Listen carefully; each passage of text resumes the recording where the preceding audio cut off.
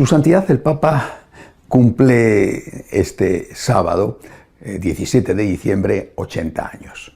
Si fuera cardenal, a partir de ese momento dejaría de tener la posibilidad de entrar en el conclave y de elegir al pontífice. Pero como afortunadamente esa norma no rige para los papas, pues gracias a Dios él sigue siendo el pontífice, el papa, el vicario de Cristo en la Iglesia Católica. No es el momento de hacer un balance de su pontificado porque, entre otras cosas, este no da señales de agotarse, por tanto confiamos en que tenga todavía muchos años por delante. Pero sí se puede decir ya algo de lo que el Papa Francisco ha supuesto para la Iglesia, la huella que ha dejado, la impronta que ha dejado ya en estos algo más de 3 años de gobierno. Hay que decir, antes que nada, que cada papa es elegido precisamente para que deje su huella. Es decir, cuando los cardenales eligen a un pontífice, lo hacen teniendo en cuenta el estado de la Iglesia y el estado de la sociedad en ese momento concreto. Y antes de elegir a nadie, lo primero que van a hacer durante ese más o menos mes en que están reunidos es hacer un análisis de la situación. Primero se ve qué es lo que hay que hacer y después se elige la persona que ellos, movidos, inspirados, ayudados por el Espíritu Santo, consideran más adecuada para llevar a cabo esa tarea. Eso es esencial para entender el por qué la Iglesia ha sido capaz de sobrevivir 2000 años en un mundo en continuo cambio. Es decir, la Iglesia es fundamental entender que tiene que estar basada en las enseñanzas de Cristo. Es decir, lo primero en la Iglesia tiene que ser la fidelidad a su fundador, nuestro Señor Jesucristo, a todo lo que Él dijo, enseñó, hizo, recogido en los Evangelios, y también a la tradición, es decir, a la interpretación que de esas enseñanzas de Cristo se ha dado a lo largo de la historia de forma coherente. Un papa, cualquier papa, que no fuera fiel a la enseñanza del Señor, al depósito de la fe o a la tradición, inmediatamente quedaría excomulgado, automáticamente lo sería por él mismo.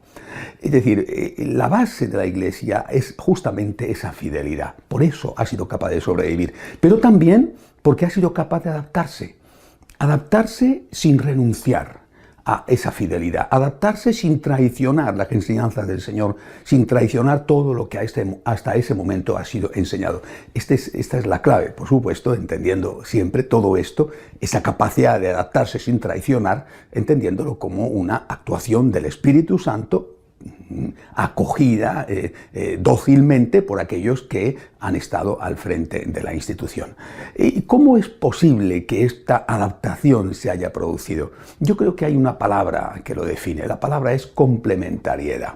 Es decir, cada papa, repito, elegido por los cardenales cuando se ha producido la vacante por muerte, en casi todos los casos por dimisión, como pasó con Benedicto XVI, cada papa va a hacer algo que no ha hecho el anterior.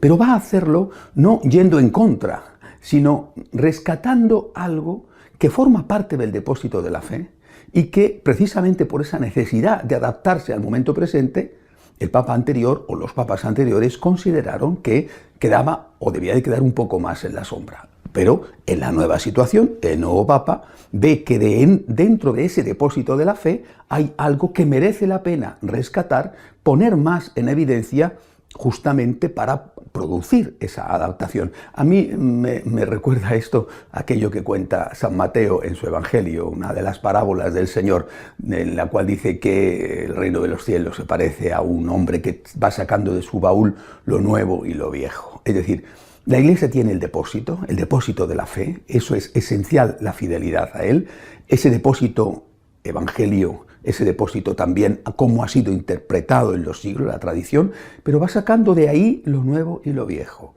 Por ejemplo, el Papa Francisco, ¿qué es lo que ha hecho?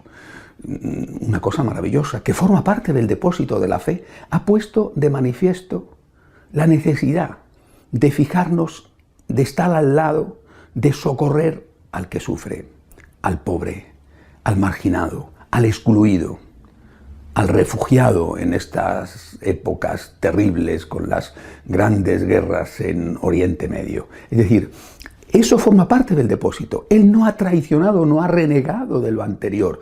por ejemplo, ha insistido en que el aborto es un crimen horrible, en que de ninguna manera se puede justificar el aborto, pero nos ha ayudado a ampliar la mirada, a ver no solo esas víctimas del aborto, sino también a ver otras víctimas, que hay otras efectivamente. Esa es la riqueza, la complementariedad que ha llevado a cabo el Papa Francisco. Naturalmente no es lo único. A mí personalmente me gusta muchísimo el gran amor que el Papa tiene a la Santísima Virgen María. Un amor que le va a llevar, como ya han anunciado esta semana, a ir a Fátima con motivo del centenario de las apariciones de nuestra Madre. Creo que esta complementariedad llevada a cabo por el Papa Francisco es la gran huella que este Papa está dejando en esta historia presente de la Iglesia.